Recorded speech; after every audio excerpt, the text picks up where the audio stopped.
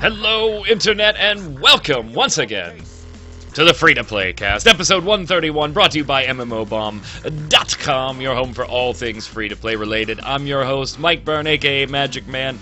Excuse my voice if there's a little bit of a clearing of the throat or whatever. A little under the weather, but we should be able to get through 45 minutes of show.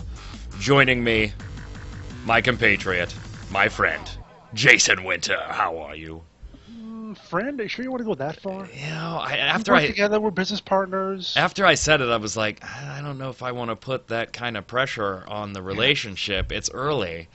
We've known each other for years. Too fast, bro. Too fast, bro. Right, I don't want to scare you off.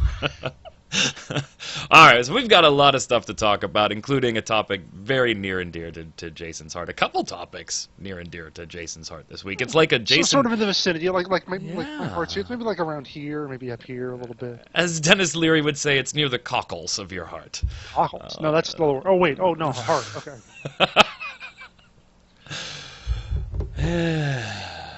There we go. Already. It's a Jason Winter Spectacular. Let's get started with the news. Alright. So, alright, a disclaimer right now. I'm going to show you Hearthstone footage over this, just so you guys have some gameplay footage to watch. Even though the topic is predominantly about another card game, not Hearthstone. But we will be talking about Hearthstone when we get towards the end of this topic. So, little disclaimer, I know the footage doesn't match. That's because footage don't exist yet, and if I use the trailer, copyright, YouTube won't even let you watch this thing. So all card games are Hearthstone. Right. So enjoy this Hearthstone media B-roll while we talk about Magic the Gathering. Wizards of the Coast is finally bringing Magic the Gathering to the free-to-play space with upcoming Magic Duels Origins. Ooh. So the first thing I have to ask you is, holy hell, it's 2015. Why aren't they already there? I mean, this kind of would have been a no-brainer for me if I worked for Wizards of the Coast 6 years ago. I mean, they already had Magic Online, right? And I'm not very familiar with Magic Online because you had to pay for everything, and I played Magic the Gathering in real life with cards, so I had no desire to play online. But you dabbled in it a little bit. What was that experience like? Like I said, like I wrote in the article, I don't even remember. I mean, I probably played it once a little bit, maybe at a convention for work, but I mean, otherwise, you know, it's an online CCG. That's what it was. I don't think I ever paid for it. I don't remember if I ever even had it on my computer at home, like if I bought it or whatever. But yeah, it was an online CCG. And that service is still running, but it's not free to play. To be clear, Magic Online is in no way, shape, or form free to play. No. And it's a pretty big chunk, or at least it was a pretty big chunk of Wizards of the Coast business. They had a little issue with a tournament a few years ago that may have impacted them somewhat, but we haven't heard any sort of numbers since then. Yeah, but that was like back in 2007, 2007, yeah. 2007, 2008, well, the incident I'm referring to like took place in 2011, so a little more recent. What was that? What happened? I just kind of glanced over it a bit. It was about I think during a major tournament, the whole software went offline. Oh. They couldn't get it restarted or something like that, so... That's always good. Like a major big money tournament or whatever, and they just totally bungled everything up. Apparently, they said, I think the article I was reading said that the next day, cards, because you could buy and trade cards on there just like you would normally, card values were down like 15%, something like that, so it was like... Eugh. The Magic Online economy bubble burst, finally, is what happened there. Yeah. So, I would have thought...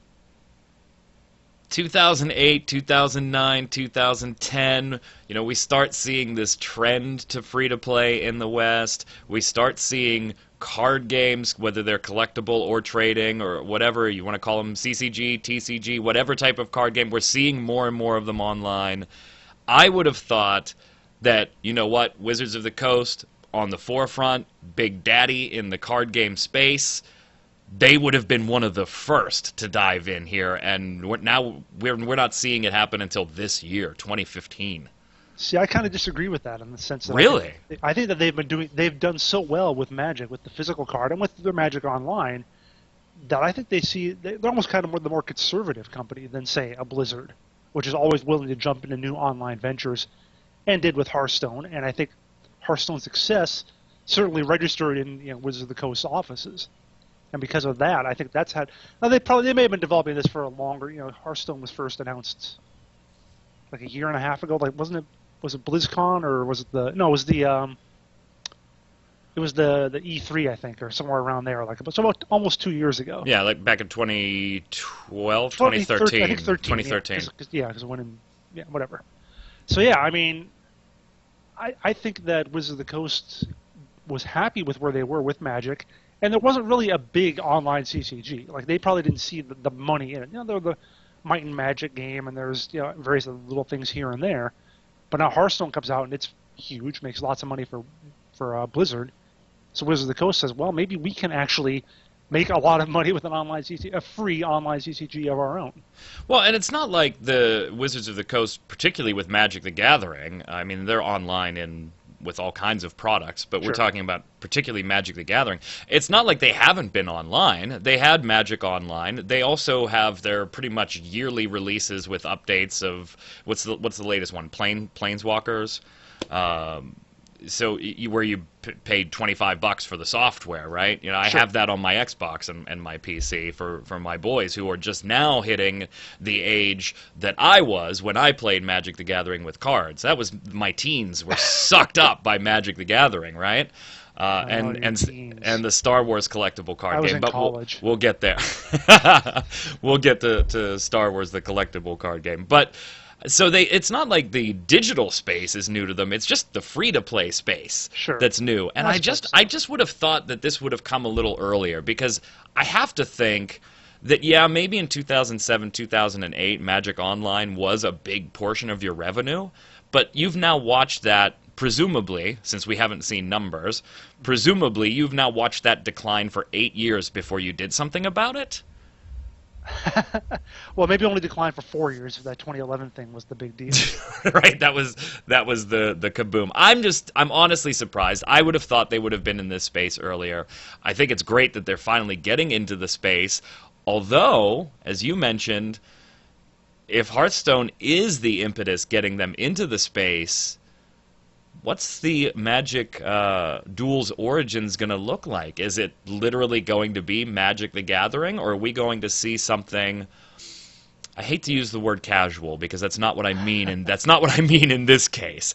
A little more accessible, let's say. Because if you've never played Magic the Gathering, it can be a little daunting to start with, especially with all the rules that have come from Fallen Empires forward on every damn set. There's new rules. So it could be a little daunting. Are we going to see a direct port, a single player, multiplayer? We have a trailer, which you can take a look at on the site, and you wrote a little bit about it. What can we expect in the game itself? Well, I mean, the fact that they have a working Magic Online game, probably you'd think that they could just essentially port the mechanics over from that and slap a different kind of pay model on it. In addition to the different game modes, like two-headed giant mode, something that's going to be kind of like, I thought I remember reading somewhere they're going to have something kind of like Arena in Hearthstone. So you can do stuff like that, have a different payment model to acquire cards. Maybe they'll have some, I don't know if they'll do trading or if they'll do something like Dust like you have in Hearthstone. So, yeah, you think that it would not be monumentally different. I know that, from what I can remember from what little bit I played, it was a little weird having, or maybe I'm thinking when I played the Lord of the Rings CCG. It's a little weird that in Hearthstone. Oh my God! I still have cards from that. Oh God, so do I. Yeah, with the Eye of Sauron on the starter box. Yeah. Oh damn! I totally forgot I used to play that one. I didn't get into that one too much. Yeah.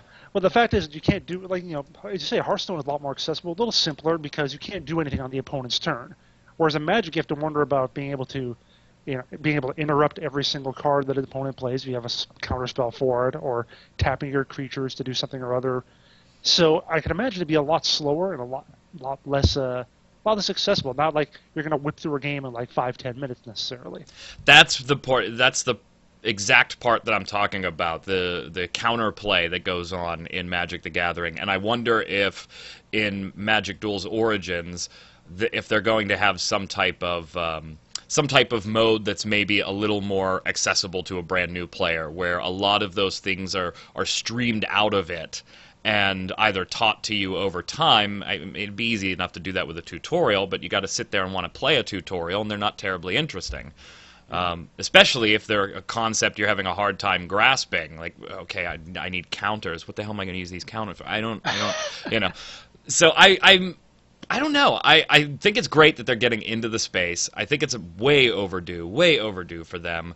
I'm curious to see if this is just going to be a true Magic the Gathering port with a few different game modes slapped onto it, or if we're maybe going to see a little bit of a different take on Magic the Gathering as we're used to, even if it's just one mode that does so. Or even just simple window dressing stuff, like in Hearthstone, how some creatures will say things, or they'll have wacky animations when they come into play, or something like that. Are they just going to at least gussy it up to that extent, so it looks like an online game as opposed to just slapping cards on a virtual table? It's interesting. It's interesting. We'll have to see. We don't know anything more than 2015. Mm-hmm. Sometime this year. But speaking of that, it's got a lot of competition. If they would have moved earlier, they would have been the Big Daddy moving into the new space by themselves. It would have been Blizzard moving into a new space. They're not at this point. In fact, they're behind big time in the free-to-play space, especially when you talk about Hearthstone and Might and Magic and other games like that. Hex, which is basically Magic, but whatever. It pretty much is. Yeah, I bought into Hex. I think in alpha. It's still in alpha, isn't it? Probably. A long time ago. I spent like $50-$60 to get in, and I played maybe 20 minutes, and I was like, yeah, you know what, I'll just go upstairs with the boys and play Magic the Gathering. I think there's a lot of cool stuff they could do with that one. But there's no doubt about it, Wizards of the Coast is behind when they enter into this space. And yes, they're going to have, when Star Wars came out, we said it's got the IP, it's got the IP, it's got the IP. That's going to sell boxes right away. Yes, they've got the Magic the Gathering IP behind it, which is going to sell some stuff right away for them. But can they become the big dog with Hearthstone and all these other big competitors in this space? Or are they just going to cannibalize kind of their own audience for Magic Online? Are they not going to convert other people to play Magic? Or are they just going to get existing Magic players to do it with this? What's your favorite online card game right now? I mean, I know you dabble in them. You don't play them for hours and hours and hours. You're not that guy. But what's your favorite one right now? Is it Hearthstone? Yeah, it is Hearthstone. That's the only one I sampled a few of the others for different reviews and stuff we had to do, and I haven't cared for them nearly as much. You're not gonna like my answer. Oh dear. I like Prismata. Well, of course you like Prismata. I still play it. Wow. Still play Prismata. Okay. Granted, yeah, it's a bit more streamlined. It's not quite as complex as a Magic the Gathering, but I'm still enjoying it and still having fun with it. Hearthstone's probably number 2 for me. I dabble in that one a little bit, but Prismata, every other day probably. I play a lot of Prismata when the server's actually up. What about offline? I mean, you were in this business as far as physical goods go. What's good out there? I mean, if you're looking for a collectible card game, is the heyday for the physical card game totally gone now? I know this is a little off topic and not really free to play, but I'm interested in your opinion because I take my boys to a local game store, board game, card game, that type of store, hobby store, whatever the hell you want to call it in your area. And we've got tons of, stuff from Will Wheaton's Tabletop and games that we just saw on the shelf and we're like, okay, we'll give it a whirl. But it just seems to me like, man, when I was a teenager in high school and college, that was the heyday. Everybody played some type of card game. And I don't see a lot of that, or maybe I'm just not part of that community anymore, so I don't see it. What's that market even like? No, you're pretty much right. I mean, and even I haven't followed it that closely since I left Beckett, since we were doing card game magazines there. But yeah, I mean, even at that point, even as of 5, 6, 7 years ago, it was basically down to Magic, Yu-Gi-Oh, Pokemon. What else? Was the World of Warcraft CCG was doing pretty well until that went away, and a few others here and there pop up. Wizards of the Coast did okay with their Star Wars game for a while after Decipher's lapsed. Occasional anime stuff like Card Fight Vanguard pops up and does pretty well. But it really is. It's not like everybody and their grandma is making a new CCG. That's how it was the first few years of that industry. In 1995 alone, there were I think 40 or 42 different CCGs came out. Good lord. Yeah, and just a few years later, they were down to like 9 or 10, maybe new releases a year. And then Pokemon and Yu-Gi-Oh kind of revitalized it for a few years, lasted about the middle of the last decade, and then they just started, folding up again. Again, I attribute a lot of that to, in large part, the advent of just online gaming and being online in general, and just the ease of accessibility of being able to play a game online, whether it's a card game or something else, without having to sort through rule books, having to drive to the card store, making sure you got at least enough people to run a convention or run a tournament or whatever, so on and so forth. So, yeah, a lot of factors probably contributed to them really slowing down. One of the factors being that a lot of those games you just shoved out the door real quickly weren't that good. I'm trying to think back, because during that whole period of being really into Magic the Gathering, that was also let's try this one, let's try this one, let's try this one, because you were so into Magic. So I played a lot of Magic the Gathering. I played a lot of Star Wars, the customizable card game. Yep. I played a lot of Star Trek, the customizable card game. Did you ever send a rules question in to decipher? God, no. I would have answered it, man. I would have answered it for you. I played, so those were like the three that I played a lot of. I still have probably 4 or 5 starter decks of the Lord of the Rings game. However, you were a Decipher fanboy. Yeah, probably 3 of them are still sealed. We opened up 2, played it once or twice, and then that was it. What else did I played? I used to play quite a bit of Jihad. You familiar with that one, based on Vampire the Masquerade? Mm-hmm. Played quite a bit of that one. Ever do Legend of the Five Rings? No, I did not. I did Dragon Dice. I know that's not cards, but it was the same thing. I didn't want to collect dice. I didn't want to do that. They don't fit so well into your binder. No, they really don't. They're kind of annoying to customize your dice set. Okay, we got off topic. We got off topic. Speaking of Hearthstone, we've got another single player edition. You can't use the word expansion. Don't, for God's sake, when you're talking about these single player adventures, don't say expansion.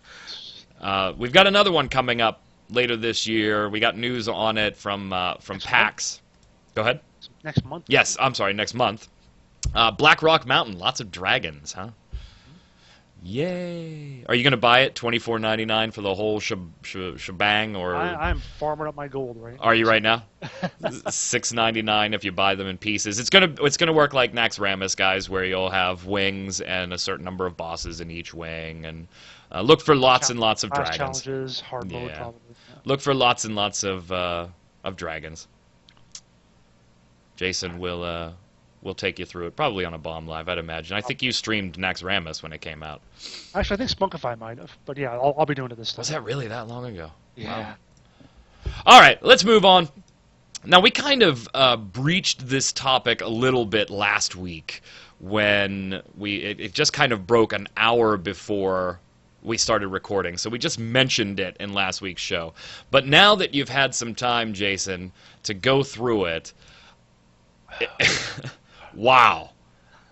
Wow. I had to stop. I had to stop on the article. I was like, this is too long already. I'm just covering every damn thing. So. Wow. Like, we're used to seeing developers or a QA person or a disgruntled employee coming out and saying, on, I don't know, Yelp or any of those business rating sites where they rate their employers and stuff, this company sucks and they did this and this and this, and by the way, that's why your game that you love so much failed. Because these people didn't know what they were doing and they fired me or whatever. But I don't think, as far as I can remember, I've been covering free-to-play and particularly MMOs for 5 years now, 5 or 6 years on various websites, and I don't think I have ever seen as detailed a confession as Eowyn threw up on the LOTRO community forums, kind of just lambasting Turbine, Lord of the Rings Online, Infinite Crisis. I mean, it was... A few shots at ZeniMax. Yeah, a few shots at everything. I don't think I've ever seen this level of detail in a ex-employee. You? No, and certainly the first thing you think of whenever you see someone talking about this, you're like, oh, is it fake? Is this really there? He's got so much there. It's like, Yeah, I mean, there's no question. It's hard to doubt, isn't it? No, yeah. There's no question that he actually, and he's got photos even to prove it. So there you go. So if you missed this, check it out on mmobomb.com. We've Jason wrote it all up. He gave you kind of a bullet point of some of the big points. And I probably still missed half of it. Yeah, I mean, because you could spend days going through this forum post, and we linked it for you in the piece. So go check it out. Even if you're just interested in watching train wrecks and you have absolutely no care in the world for Lord of the Rings Online, but you like a good train wreck. Good grief. Yes, go ahead and check it out. I want to hit a couple of your highlights here because you are a Lord of the Rings Online player, so it kind of helps me validate some of these things listening to your feedback on some of these. First up, Aylwin points out that player versus monster player combat, pretty much the bulk of the initial thread, has been knowingly neglected by Turbine for years. They're totally aware that they're ignoring it. It wasn't even planned for inclusion in the game until marketing kind of walked in and insisted on some type of PvP. And Aylwin cites that only 7% of players actually participate in it. Monster players were conceived of as literally playable NPCs, testing was light to non-existent, and the class devs weren't even required to consider the effects of their changes vis-a-vis player versus monster player.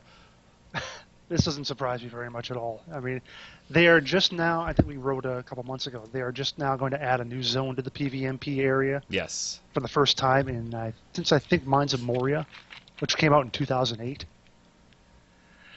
So yeah, as someone who, I used to spend quite a bit of time out there on the moors, which is what you would say if you were a player versus monster player, you were on the moors. So I spent a lot of time out there many years ago, and yeah, there was not a whole lot done. And he makes a good point when he talks about marketing having to step in and say they want it, that there's so many MMOs out there that are really PvE MMOs. And they just seem to kind of glop some PvP on there because, hey, we got the systems, people are going to want it, let's just throw that out there. And Final Fantasy XIV is my number one example for that. Guild Wars 2, I mean, the World versus World is okay, but even the regular stuff is, whatever. Guild Wars 2 is primarily a PvE game. It's got so much out there. They just kind of threw some PvP in there as well. LOTRO, I think, is like that again. Because you can just see, too, when they have expansions, when they have updates, so much PvE stuff, new zones, new raids, this and that and the other thing. And how often do you get like a new map at PvP? Once every 2 or 3 years or something, it seems like, for a lot of games.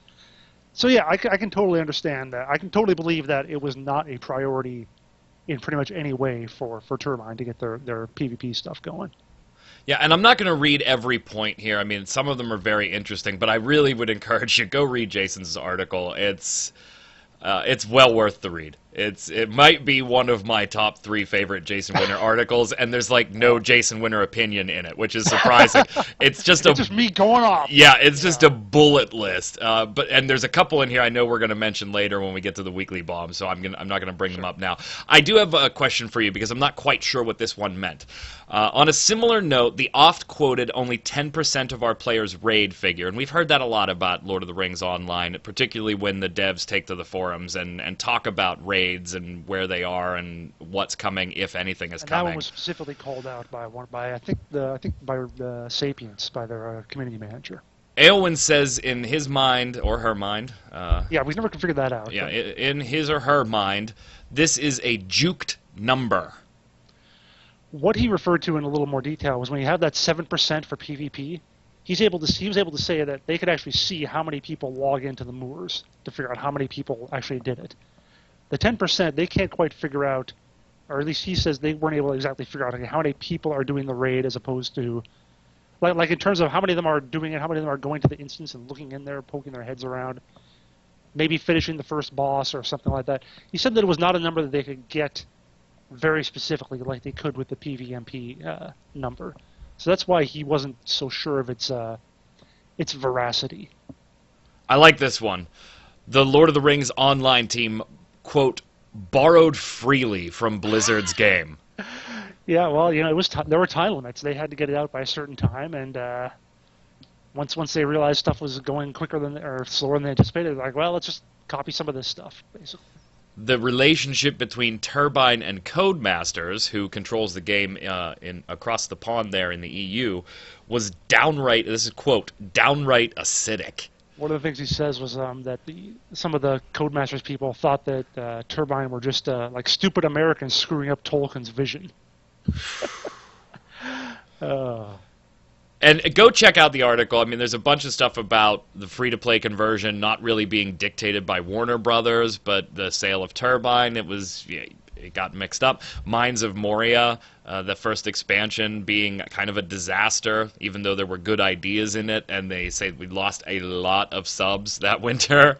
Yeah, I wouldn't even say the expansion was a disaster. That's one of the things that goes on in the thread, and which I kind of agree with, having been a long-time player, is that a lot of people have kind of, because where the game is now, we all would look back, oh, back then it was so much better, blah, blah. A lot of us kind of think that way about the Mines of Moria era, but we can see why, as he mentions there, that, actually I don't even put it in there, but he says that people didn't want to spend all that time running around in a cave, as he put it, right, which is basically what Moria is. And that, I can kind of get to. It got a little tiring by the end of that phase, and the next expansion wasn't very good to go with. That's Siege of Mirkwood. So yeah, and that wasn't even really an expansion. I mean, that was such a small update. They even half priced it. It was like $30 or something. They called it an expansion. Only had 5 new levels. A lot Moria had 10. So yeah, it was kind of disappointing. Yeah, and one of the things that's disappointing for me is Lord of the Rings Online is one of those games for me, and you know this, we've had this conversation a lot, is every time they run a sale where they're like, get all these expansions for $9. You know, that's a ridiculous price. Have you ever actually done that? I've never done it. Every time they do it, though, I message you, and I'm like, shit, this is going to be the time I do it. It's $49.99. I mean, that's like a third of what this would cost me. You spent $60 on whatever that was in the last thing, so you played it twice. And then you always come back with, you don't even have a level-capped character yet, Byrne. And I'm like, I know, Jason, I'm working on it. Really? When's the last time you played? I don't know. It's not even installed right now. I don't know. But I'm thinking about buying this. If I buy this and start playing it, will you play? Yes, I play it occasionally. Okay, Jason, I'll let you know. And it never happens. I never buy the damn thing. Side note here, as far as the Elder Scrolls Online goes, a producer for the game thought that, and this is, again, according to Aowen, a producer for the game thought that half the team believed they were making a single-player game, and the other half thought they were making World of Warcraft. I can believe that. Having played the game, I can believe that. But let's sum it up here with the final thought here, because I think this is, sure, and this is exactly the way I would expect it to go. When the end of the road comes for Lord of the Rings Online, it'll be sudden. Now keep in mind that contract does expire in 2016. 17. Oh, 17. So the end could be just sooner enough time rather to than get later. Right. Man, I really probably just should not buy those expansions. Aowen thinks, quote, when they do finally kill it, I wouldn't expect much in the way of warning. Nobody is going to drop money on microtransactions for a game slated to shut down in 2 or 3 months. Now that said, other games, when they have announced their shutdown, whether it be Star Wars Galaxies or what was it? There was something else that I thought they kind of they kept around for a few months afterwards, just to keep them around, and that's kind of how it goes. I mean, it's well, yeah, we saw that with months or so. I think the fastest shutdown I ever saw was Warhammer. Yeah, maybe. Which they announced, hey, we're going to shut down. If you have an account right now for the next month, it's free to play, and then at the end of the next month, it was gone. Yeah.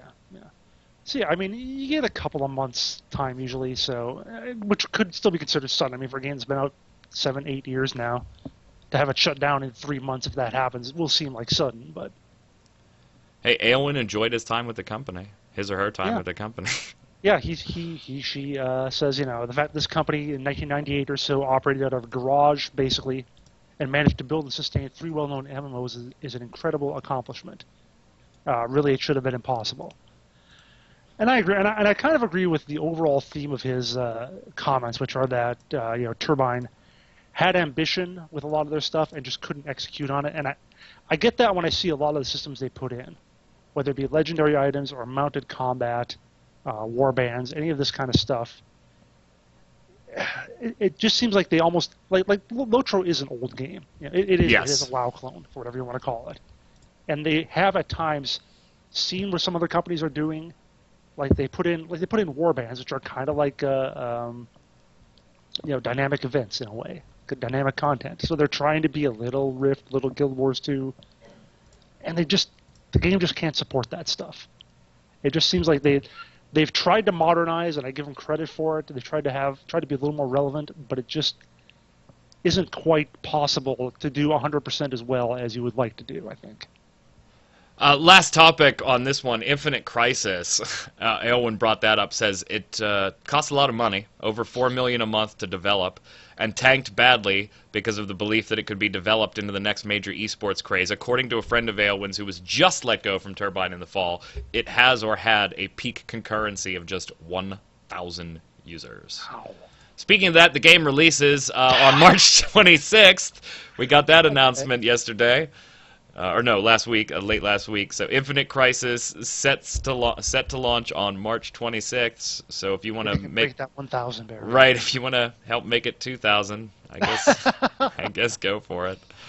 All right, last topic before we slide over to the bombs. Gigantic, a game that a lot of us are kind of looking forward to. Not much to say about the game itself, but there was an interesting piece of news this week. Eventually, at some point, Gigantic will be Windows 10 exclusive when you're playing it on your PC. And why I have the word exclusive there twice, I have no idea in the show notes. It's going to be a Windows 10 exclusive. It's very exclusive. On the PC front, Xbox One on the console front. Maybe exclusive for each of them. There we go. And while Windows 7 and 8 users will be able to upgrade to 10 for free, and in the future they're planning on making the Xbox One and PC versions of the game linked so that you could play your account on either, I wanted to kind of hit the idea of here, why are we locking a game to a particular, not just operating system, which has been a standard practice for decades now, but a particular operating system's version? Well, the official word that they're putting out is because they're working with Microsoft on this to help with, so that Microsoft can help them with the management of the online, service and so on, because it's something they have a lot of expertise in. And Microsoft has gotten a lot of games to sign on to Windows 10 with either limited or full or temporary or permanent exclusivity. And I'm sure there was a little bit of that going on too. Yeah, I mean, it makes sense from a developer standpoint when you look at, and a publisher standpoint. I guess I wouldn't call them the publisher in this particular relationship, but you guys get what I'm saying. I mean, it's good for Microsoft, it's good for Motiga, but is it good for gamers? Like, if you've been pumped about that, and let's say you don't have Windows 7 or 8. I know. The versions of prior to 7 are very old, but there are still people running them, like it or not. You're not going to be able to upgrade for free, so you're going to have to buy Windows 10. You're not going to buy Windows 10 just so you can play Gigantic, which is a free-to-play title. You already have to pay your Xbox Live Gold membership to play free-to-play on your Xbox One. Why would you spend the money on your PC just to play this game or a couple other games? It seems like a good partnership between the two companies. They're both getting, exclusive title under our banner, money. Right? So it's good from there, but I don't know. Yeah. I get it tech-wise, I get it business-wise, but to me, on the gamer side of it, it kind of makes me go, well, that kind of sucks. Yeah. I mean, I don't have any plans to upgrade. I mean, I probably will eventually. What happened?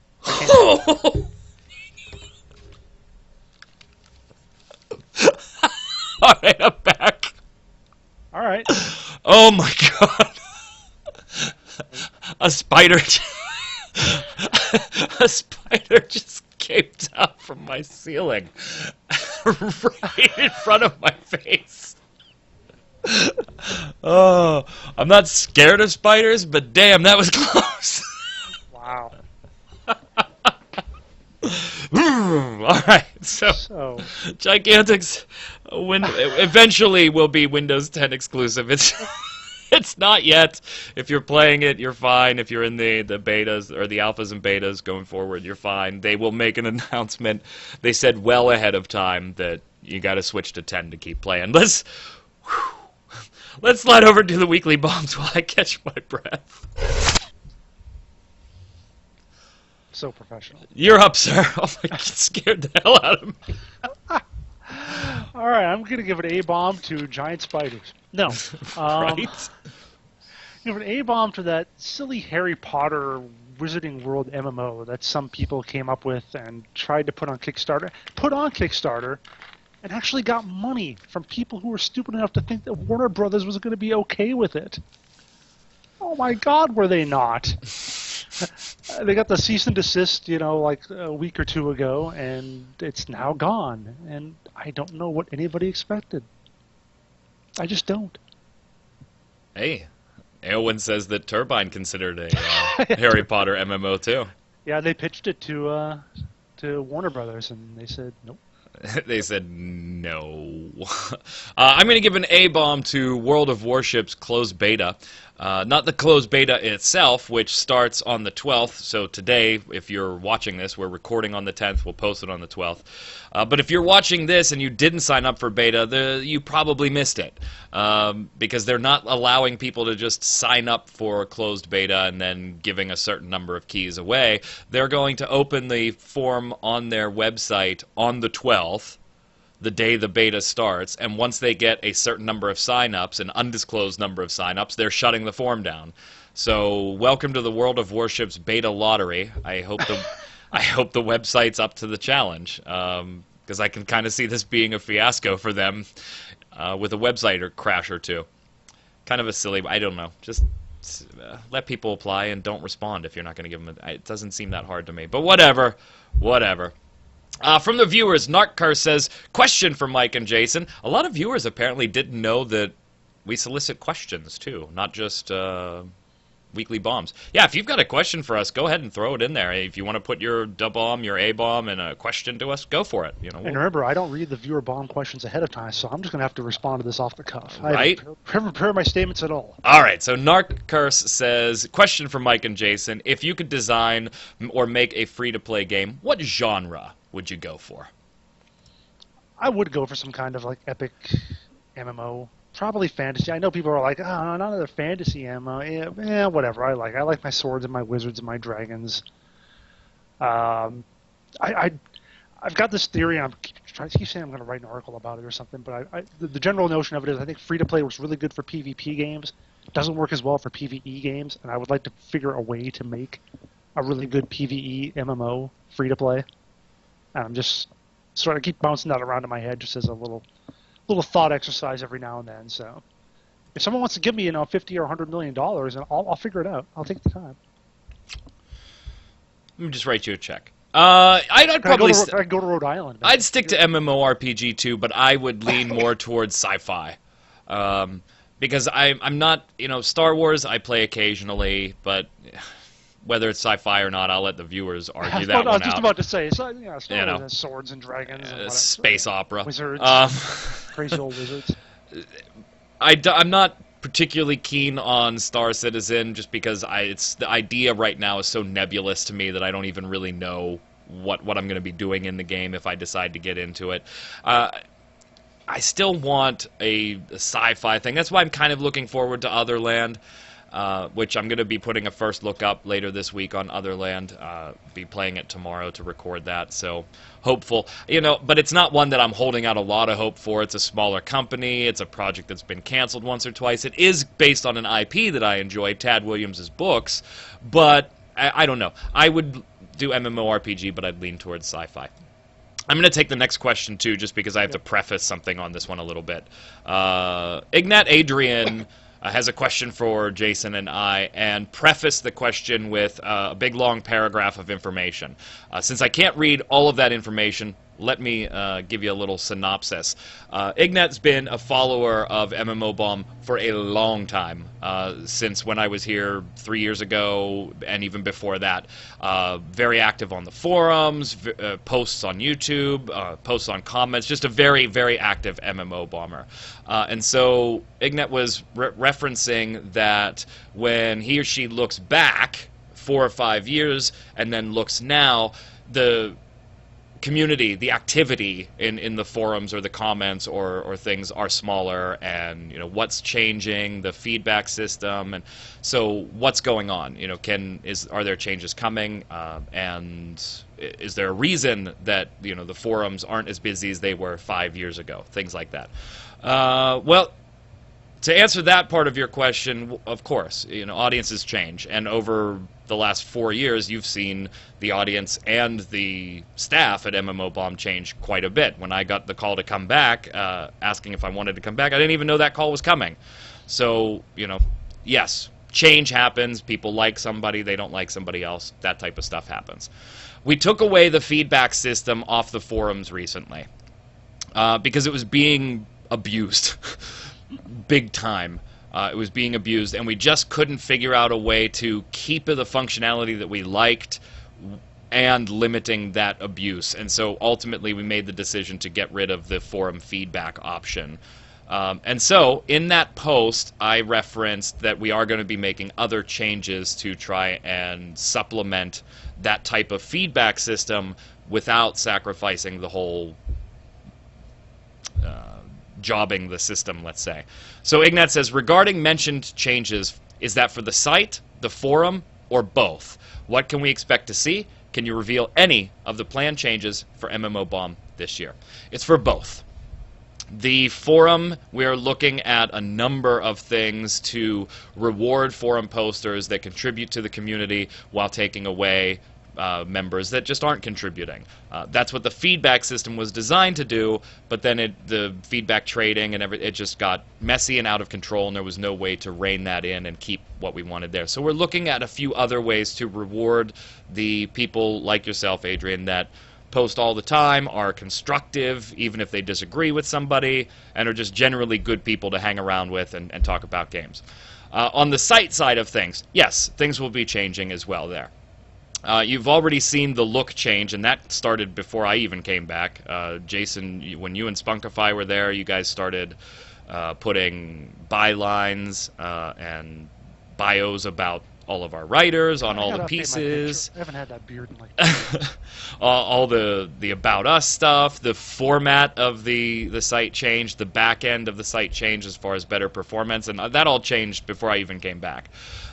So yes, those changes are going to continue on the site side. As far as content, yes, there's things that Jason himself wants to try and do as far as video production and certain ideas.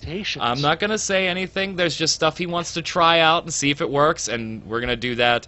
Ask MMO Bomb was a show that I did previously when I was here with MMO Bomb. We're going to be bringing that back in a different incarnation, so it'll have a different title and a different format. It will still take viewer questions, but there'll be like a main topic every week. That'll be video content as well.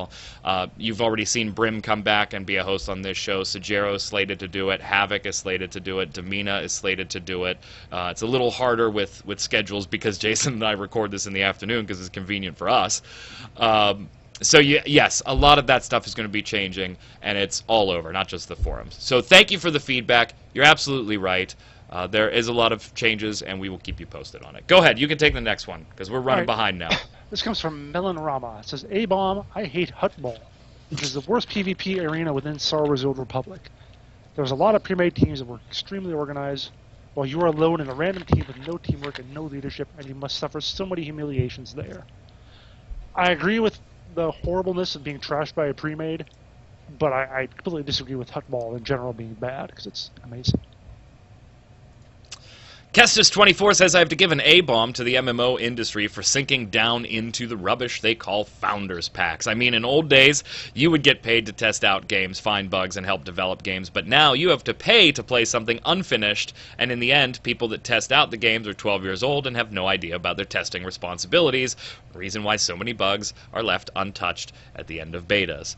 I agree to a certain extent. I'm not totally down on Founders Packs. Yeah. I'm totally down on when you do a Founders Pack in a really shitty way. Like, somebody commented on this show about, why are you... I guess they didn't like the way we were talking about Founders Packs and thought, we were being down on a company trying to make money. By no means am I down on a company trying to make money. That's the whole point. Go and try and make yourself some money. I just start griping when the Founders Packs are $400. Transformers Universe, baby. What?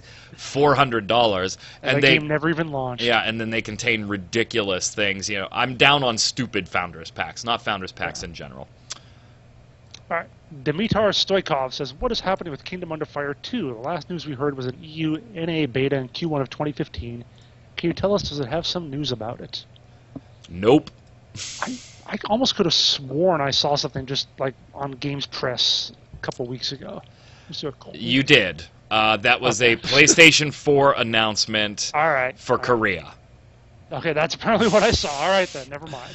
Yeah. So as far as being in EU and NA, there really still isn't word. There's been interviews where they keep mentioning 2015 as far as being beta. Yes, I've heard Q1. Just like you mentioned, I've heard Q4 of last year. Obviously, that didn't happen. I've also heard summer of this year, 2015. So, no exact date for you right now.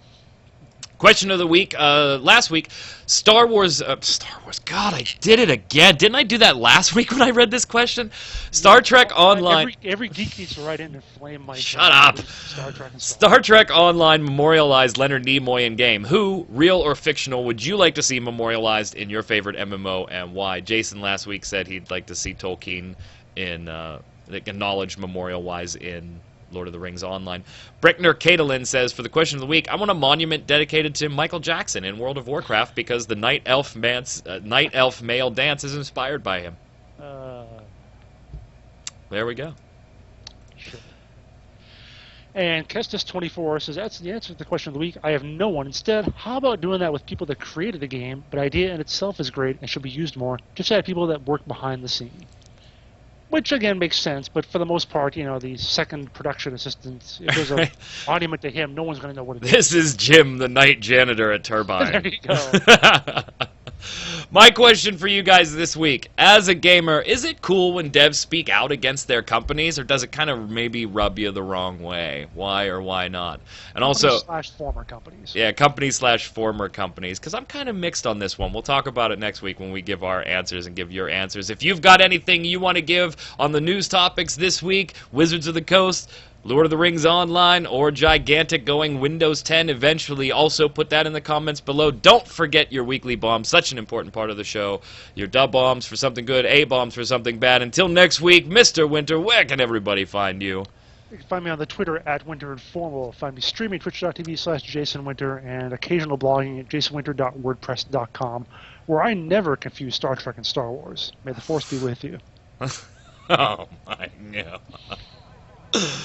I'm Mike Byrne, a.k.a. Magic Man, a.k.a. Scared of Spiders.